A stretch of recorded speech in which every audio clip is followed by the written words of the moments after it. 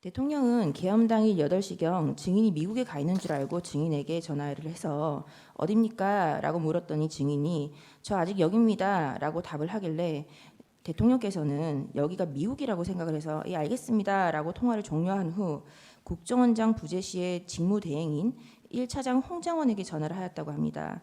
증인과 대통령 사이에 그와 같은 대화가 있었던 것이 맞나요? 맞습니다.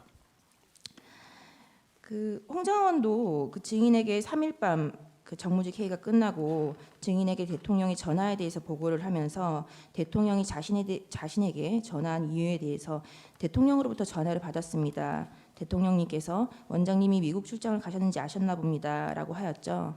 그렇습니다. 당시 홍장원은 증인이 계엄과 관련해서 국무회의에 다녀온 사실을 모르고 있었죠. 예, 제가 얘기 안 했습니다.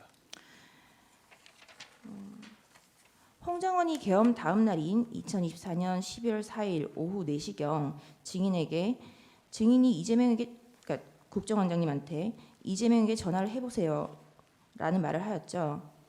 그 이재명 대표에게 전화 한번 하시죠 이렇게 얘기했습니다. 구체적으로 다른 어디가 없었나요?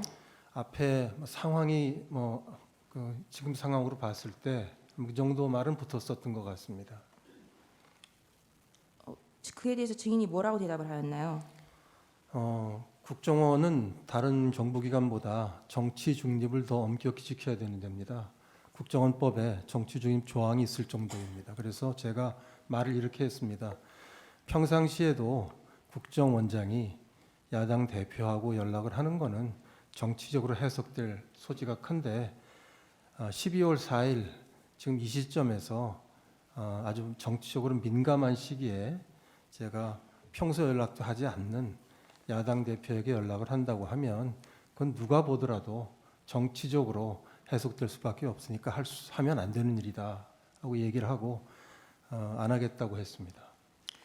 증인의 진술과 홍장원의 진술에 대해서 이제 경질 사회에 대해서 의견 대립이 첨예한데 증인이 홍장원에 대해서 교체를 건의한 이유가 그것뿐인가요?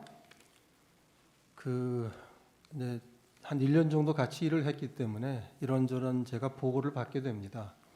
홍장원 차장의 장점도 있고 또 홍장원 차장의 단점에 대한 보고도 제가 받게 되는데 이런저런 이제 얘기들을 보고를 받기 때문에 또 저로서는 이제 한 1년쯤 됐습니다. 정무직들 임명된 지가. 그래서 홍장원 차장에 대해서 이제 모든 정무직에 대해서 인사 부분을 생각할 때고요. 그다음에 이제 여기서 뭐 자세한 말씀을 드리는 건 적절치 않다고 보지만 공식적인 기록에 남아 있는 거 한 가지는 말씀드릴 수 있을 것 같습니다. 그 여름쯤인데 그 정보위원회에서 지난 정부 그 국정원에 계셨던 어느 야당 의원께서 홍장원 차장을 지목하면서 그 차장이 내가 국정원에 있을 때 유력한 사람을 통해서 7차례 나한테 인사청탁을 하지 않았느냐라고 말을 했습니다. 그래서 그 얘기를 들으면서 아마 전 깜짝 놀랐고 거기 들었던 모든 사람들이 깜짝 놀랐을 텐데 그런 걸 보면서 홍장원 차장의 특히 이제 정치 중립과 관련해서 제가 어떻게 생각을 해야 될지 조금씩 머릿속에서 생각을 하게 됐다는 말씀드립니다. 그건 뭐 정보위원회에서 있었던 회의 중간에 있었던 얘기니까 아마 속기록도 남아 있을 것으로 생각합니다. 그 여름쯤이라고 하셨는데 몇 년도 여름을 말씀하시는 건가요? 작년 여름 한 8, 9월 달 정도 아닌가 싶습니다. 그 지난 정부 국정원과 관련했었던 야당 관련한 사람 유력한 사람이라 누구를 말씀하시는 거죠? 그러니까 지난 정부 때 국정원에 재직한 바가 있는 야당 의원이신데 제가 뭐 이름까지 말씀드리는 게 맞는지 모르겠습니다. 박선원 아니면 박지원 이 정도가 제가 지금 생각할 수 있는 이름인데 맞나요? 네. 둘 중에 누구신가요? 뭐 속기록이 남아 있으니까 제가 말씀 안 드려도 될 것 같습니다. 증인의 말씀은 그러면 홍장원 1차장이 박지원이나 박선원에게 인사청탁을 7차례나 했다라는 취지신가요? 네, 그렇게 야당 의원이 발언을 했습니다. 그러면 그 사실에 대해서 정보위원회에서 발언이 있고 나서 국정원 내부에서 그러면 그 7차례 인사청탁이 어떤 건인지 누구인지에 대해서 조사를 하신 바가 있나요? 조사를 하지는 못했습니다. 왜요? 지난 정부 때 있었던 일인데 이제 정부가 바뀌게 되면 국정원에서 과거 정부에 있었던 일을 다 기록으로 남겨놓지 않기 때문에 사실은 조사하기가 좀 어렵습니다. 네. 홍 장관은 이재명 대표와의 통화 건의에 대해서 북한이 남쪽에 도발을 일으킬 만한 상황이 아니라는 것을 국민 절반이 지지하는 야당에도 알릴 필요가 있다라고 정무적으로 판단한 것이다라고 주장을 하는데 증인의 생각은 어떤가요? 그쵸. 12월 4일, 그러니까 비상계엄 다음 날인데 12월 4일 오후 늦게 저한테 와서 얘기할 때는 그런 얘기가 없었습니다.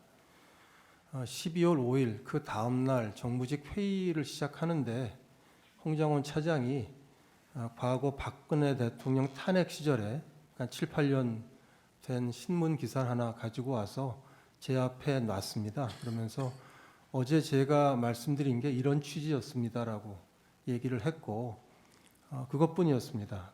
사후에 얘기를 한 것이고 지금 저 변호사님 말씀하시는 그런 얘기들을 저한테 직접 한 적은 없습니다. 당시 홍 장관이 들고 왔었던 신문 기사 내용이 어떤 것인가요?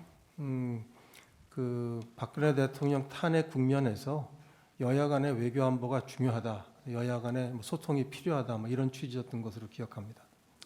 지금 이제 12월 3일부터 12월 6일 그 이후까지 타임라인의 그 뭐랄까 시간적인 부분에 대해서 되게 첨예한데 이런 대화가 있었던 정무직 회의가 대략 몇 시쯤 있었나요?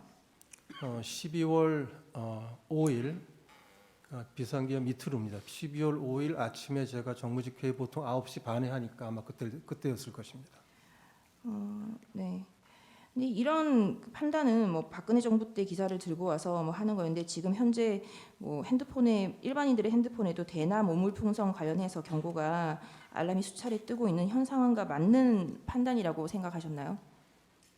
그렇지는 않습니다. 국정원장이 야당 대표에게 전화를 한다는 그 자체가 제가 보기엔 누가 보더라도 정치적인 행위이고 특히 12월 4일 같은 경우에는 비상계엄 이후에 야당에서 이미 탄핵안을 발의하겠다고 발표를 하고 대통령 파면을 거론하고 있는 그런 시기니까 평상시보다도 정치로 훨씬 더 민감한 시기다.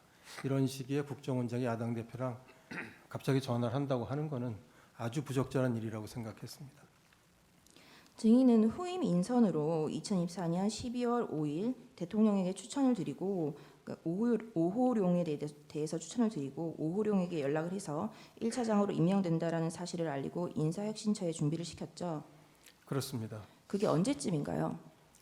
12월 4일 홍장훈 차장의 야당 대표 전화 이야기가 있었고 제가 그 밤에 좀 고민을 한 다음에 그 다음 날인 12월 5일 날 대통령께 전화를 드려서 교체 건의를 했고 대통령께서 좋다고 하셔서 그 법령에 따라서 문서로 건의한 거는 이제 12월 6일 건의를 하는데 의원 면직이기 때문에 제가 12월 5일 오후에 홍장훈 차장을 제 사무실로 불러서 이번에 정무직 인사를 하게 됐고 교체를 하게 됐다라고 말씀을 하고 얘기를 하고 사표를 받았습니다. 홍 장관에게 그 11월 5일 날 오후에 말하기 전에 대통령님께 오전에 말씀을 드렸다는 건가요? 제 기억에는 점심 시간 때쯤에서 전화 통화가 됐었던 거로 생각합니다.